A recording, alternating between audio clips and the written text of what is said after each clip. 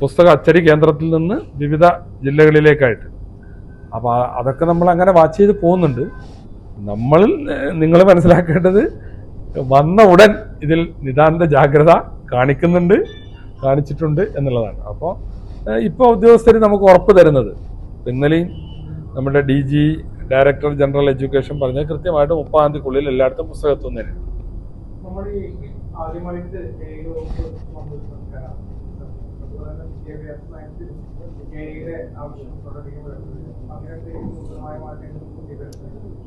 ഞാനിതേ ചോദ്യം ഉദ്യോഗസ്ഥന്മാരുടെ യോഗത്തിൽ ഞാൻ ചോദിച്ചു. അപ്പോൾ IT സ്കൂളുമായി ബന്ധപ്പെട്ട് വളരെ ചെറിയ നിലക്കുള്ള സംഗതികളെ ഇപ്പം നമ്മുടെ സിലബസിൽ വന്നിട്ടുള്ളൂ. ഇനി അത് കൂടുതലായിട്ട് വരുത്തേണ്ടതുണ്ട്. അതിന് പാഠപുസ്തക പരിഷ്കരണമൊക്കെ ആയിട്ട് ബന്ധപ്പെട്ട് AI ഉൾപ്പെടുത്താനുള്ള ഇത് ഇനി ഞങ്ങൾ തുടർന്ന് ചെയ്യണമെന്ന് തന്നെയാണ് ആഗ്രഹം. ഇപ്പം നിലവിലില്ല. 21 ലക്ഷത്തോളം സന്തുഷ്ടരായ ഉപഭോക്താക്കളും 2 ലക്ഷത്തോളം തിമിര ശസ്ത്രക്രിയകളും പൂർത്തിയാക്കിയ മലബാറിലെ ഏക കണ്ണാശുപത്രി അൽ സലാമ ഹൈ ഹോസ്പിറ്റൽ റോഡ്, പെരിന്തൽമണ്ണ. വളരെ ലിമിറ്റഡേ ഉള്ളൂ. ഈ ഒരു അക്കാഡമിക് ഇയർ കഴിയണം. അതിനിടയിൽ അതിന് ബന്ധപ്പെട്ട ചർച്ചകൾ പൂർത്തീകരിച്ച് ഇതൊരു CRT ഒക്കെ ആയിട്ട് ബന്ധപ്പെട്ട് ഇത് ഉണ്ടാക്കി വരണ്ടേ. ഇനിയുള്ള കാലത്ത് AI പഠിപ്പിക്കാതിരിക്കാൻ കഴിയില്ല, കാര്യമായി ഉൾപ്പെടുത്താം.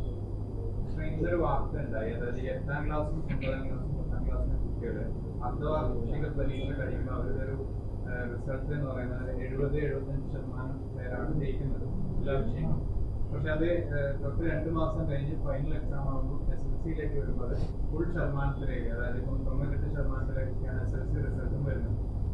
ഈ 8ാം ക്ലാസ്സിലും 9ാം ക്ലാസ്സിലും വാർഷിക പരീക്ഷയിലും ഈ രീതിയിൽ തന്നെയാണ് കുട്ടികൾ ജയിച്ചു വരുന്നത്. പല അധ്യാപകരും പറയുന്നത് ഈ കുട്ടികളെ കുറച്ചുകൂടി ഫ്രീ ആയിട്ട് ജയിച്ചിട്ട് വരുന്നൊരു സമ്പ്രദായം ഉണ്ട് എന്നാണ് പറയുന്നത്. അപ്പൊ ഇങ്ങനെയുള്ളൊരു നിലപാട് അല്ലെങ്കിൽ ആ രീതിയിൽ മുന്നോട്ടേക്ക് പോകുന്നത് നമ്മുടെ വിദ്യാഭ്യാസത്തിന്റെ ക്വാളിറ്റിയല്ലേ കുറച്ചുകൊണ്ട് വരുന്നത്? നിങ്ങൾ പറഞ്ഞ രീതിയിലാണെങ്കിൽ അങ്ങനെയാണ്. പക്ഷെ അതൊന്ന് പരിശോധിക്കണം. ഇതൊരു ആരോപണമാണ്. ഇങ്ങനെ മുമ്പുണ്ടായിരുന്നു ഇങ്ങനെ ആരോപണങ്ങൾ, അതായത് വിജയം റിസൾട്ട് പെരുപ്പിച്ച് കാണിക്കുന്നു എന്നുള്ള ആക്ഷേപങ്ങളൊക്കെ ഉണ്ടായിരുന്നു. അതേതായാലും അതൊരു പരിശോധിച്ചിട്ട് പറയാം. അങ്ങനെ ഉണ്ടെങ്കിൽ അത് ശരിയല്ല.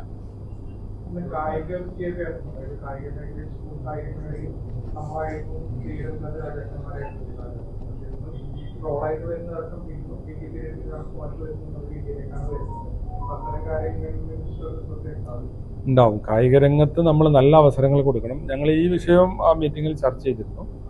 അതായത് ഗ്രൗണ്ടുകളില്ലാത്ത സ്കൂളുകളൊക്കെ ഒന്ന് എണ്ണമെടുത്ത് അവിടെയൊക്കെ നമ്മുടെ ഫണ്ട് കൊണ്ട് തന്നെ സ്കൂളുകൾക്ക് പ്ലേ ഗ്രൗണ്ട് നിർബന്ധമാക്കാനൊക്കെ ഉള്ളൊരു സംവിധാനം. ഇപ്പോൾ സർക്കാർ സ്കൂളിലൊക്കെ അത് നിർബന്ധമാക്കുക, എയ്ഡഡ് സ്കൂളിലും ആ രീതിയിൽ അത് ഡെവലപ്പ് ചെയ്യാൻ വേണ്ടിയിട്ടുള്ള ഒരു ശ്രമം ഉണ്ടാവും. ഈ മന്ത്രി വി ശിവൻകുട്ടിയെ കുട്ടികളൊക്കെ സ്നേഹപൂർവ്വം മന്ത്രി അപ്പൂപ്പ എന്നൊക്കെ വിളിച്ചു. അത് ഒരു പരിധിവരെ ആസ്വദിക്കുകയും ചെയ്തു. ഈ ഇനി പുതിയ മിനിസ്റ്റർ വന്നപ്പം മിനിസ്റ്റർ ബ്രോന്നോ ഒക്കെ വിളിച്ചു തുടങ്ങിയിട്ട് ഓരോ കമന്റുകളും ഞാനും കണ്ടു. അതിപ്പം നമ്മളായിട്ട് പറയേണ്ടതല്ലോ, കുട്ടികളുടെ കയ്യിൽ നിന്ന് വരേണ്ടതാണ്. ഏതായാലും നമ്മുടെ കുട്ടികളോട് ഒരു ഫ്രണ്ട്ലി ആറ്റിറ്റ്യൂഡാണ് ഇപ്പം പൊതുവെ നമ്മളുള്ളത്. പഴയ കാലത്ത് നമ്മൾ പഠിച്ചിരുന്ന കാലത്തെ അധ്യാപകന്റെ ചിത്രമല്ലല്ലോ ഇന്ന് മുമ്പിലുള്ളത്. അന്ന് കയ്യിൽ വടിയുമായിട്ടാണ് അധ്യാപകൻ നിൽക്കുന്നത്. ഇന്നങ്ങനല്ല, ഒരു ഫ്രണ്ട്ലി ആറ്റിറ്റ്യൂഡാണ്. കുട്ടികളും അതിനനുസരിച്ച് അവരുടെ നിലവാരം വന്നു. അപ്പം നമ്മളുടെ ഒരു സമീപനമൊക്കെ കണ്ടിട്ട് കുട്ടികൾ പറയട്ടെ എന്ത് വിളിക്കണം. എവിടെ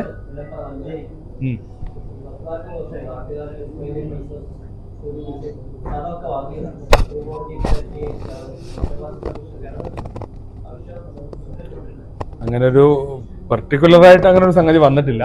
ഈ ഇങ്ങനെയൊക്കെ നമ്മൾ വിദ്യാഭ്യാസ അവകാശ നിയമമൊക്കെ ഉള്ളപ്പോഴും 1 കിലോമീറ്റർ ചുറ്റളവിൽ ഒരു LP സ്കൂൾ ഉണ്ടാവണം എന്നുള്ളൊരു നിയമമാണ്. അതേമാതിരി 3 കിലോമീറ്റർ ചുറ്റളവിൽ UP സ്കൂൾ ഉണ്ടാവണം, 5 കിലോമീറ്റർ ചുറ്റളവിൽ ഹൈസ്കൂൾ ഉണ്ടാവണം. അതൊക്കെയാണ് വിദ്യാഭ്യാസ അവകാശ നിയമം. എന്നിട്ടിങ്ങനെ ഒറ്റപ്പെട്ട ചില സംഗതികൾ നിങ്ങൾ പറഞ്ഞതുപോലെ ഉണ്ട്. അത് ഏതായാലും ആദ്യം പരിഹരിക്കപ്പെടേണ്ട കാര്യങ്ങൾ അതൊക്കെ തന്നെയാണ്. അതൊരു സ്റ്റേറ്റ് സമൂഹത്തിന് ഉറപ്പ് കൊടുക്കേണ്ട കാര്യമാണ് ഇതൊക്കെ. അതുണ്ടോ?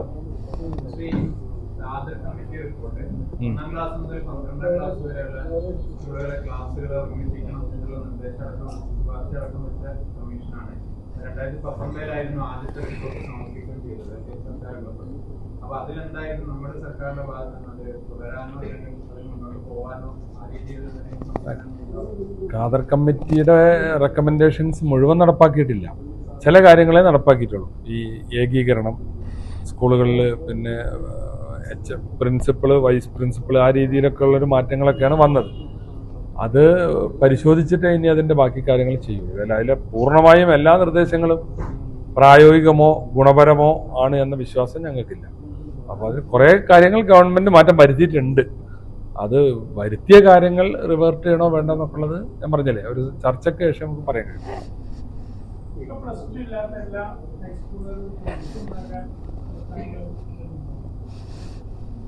എയ്ഡഡ് ഉൾപ്പെടെ അത് പരിശോധിക്കണം. അതിൻ്റെ സാമ്പത്തിക ബാധ്യത എത്ര വരും നോക്കണം.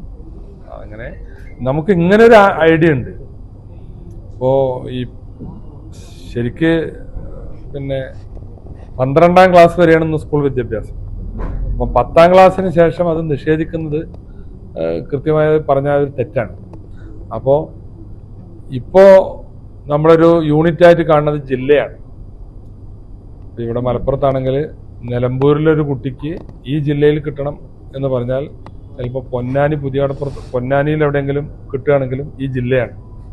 അപ്പോൾ ആ രീതി മാറ്റി ഒരു വിദ്യാഭ്യാസ ജില്ലയിൽ എത്ര കുട്ടികൾ SSLC പാസ്സാവുന്നോ അത്രയും സീറ്റുകൾ ആ വിദ്യാഭ്യാസ ജില്ലയിൽ ഉണ്ടാകണം എന്ന തലത്തിലേക്ക് വരുന്നതാവണം നമ്മുടെ ഒരു ലക്ഷ്യം. അപ്പോൾ ആ രീതിയിൽ ക്രമീകരിച്ച് അങ്ങനെ സാധ്യമാക്കാൻ കഴിയുമോ എന്നുള്ളതാണ് നമ്മൾ നോക്കുക. ഈ ആശയം ഞാൻ ഇതിനകം തന്നെ ഇവരുമായിട്ട് പങ്കുവച്ചിട്ടുണ്ട്. ഉണ്ട്, തീർച്ചയായിട്ടും നമ്മുടെ ഒരു ആശയം അതാണ്. ഒരു വിദ്യാഭ്യാസ ജില്ലയിൽ എത്ര കുട്ടികൾ ജയിക്കുന്നു, അവർ അവരേജ് ഉണ്ടാവില്ലേ, അവർക്ക് ആ വിദ്യാഭ്യാസ ജില്ലയിൽ തന്നെ ആവശ്യമായ സീറ്റ് ഉണ്ടാവും ഒരു DO തലത്തിൽ. ഇത്തരം നിർദ്ദേശങ്ങളൊക്കെ അടങ്ങിയ കാർത്തികേയൻ കമ്മീഷൻ റിപ്പോർട്ട് ഉണ്ടായിരുന്നു വിദ്യാഭ്യാസം. പക്ഷെ അത് പിന്നീട് ഒരു തരത്തിൽ നടപ്പാക്കുന്ന സാധ്യത ഉണ്ടായിരുന്നത് ഈ വിഷയം, അതുപോലെ തന്നെ മറക്കാട്ടുള്ള വിഷയം, അതുപോലെ ഓപ്പൺ മീഡിയ സിസ്റ്റത്തിൽ ഉണ്ടായിരുന്ന പ്രശ്നങ്ങൾ, ഇതിനൊക്കെയുള്ള പരിഹാരം ഉണ്ടായിരുന്നു. അതുപോലെ വിദ്യാർത്ഥികളുടെ ആനുപാതവുമായി ബന്ധപ്പെട്ട വിഷയങ്ങളും ഒക്കെ അതിന് പരിഹാരം നിർദ്ദേശിച്ചിരുന്നു. കമ്മീഷൻ നടത്തിയ റിപ്പോർട്ട് സമർപ്പിക്കാതെ അത് ഒരു തരത്തിൽ നടപ്പിലായിട്ടില്ല. കാർത്തികേയൻ കമ്മിറ്റി റിപ്പോർട്ടിന്റെ പ്രധാനമായ ഫൈൻഡിങ്സ് ചില ജില്ലകളിൽ ഈ +1 സീറ്റുകളുടെ ഗുരുതരമായ കുറവുണ്ട് എന്ന് തന്നെയാണ്. പക്ഷെ അത് LDF ഗവൺമെന്റ് അത് ഒന്നും ചെയ്തില്ല എന്നുള്ളതാണ്. അതിനുവേണ്ടി ഈ അഡീഷണൽ ബാച്ച് കൊടുത്തല്ലാതെ പുതിയ ബാച്ചുകളൊന്നും എവിടെയും കൊടുത്തില്ല. സർക്കാർ സ്കൂളുകളിൽ കൊടുക്കുമ്പോൾ ആക്ഷേപം ഉണ്ടാവില്ലല്ലോ, അതെങ്കിലും ആദ്യം കൊടുക്കണ്ടേ, അതും ചെയ്തില്ല. അതുൾപ്പെടെയുള്ള മുൻകാല റിപ്പോർട്ടുകളൊക്കെ നമുക്ക് പരിശോധിക്കാം.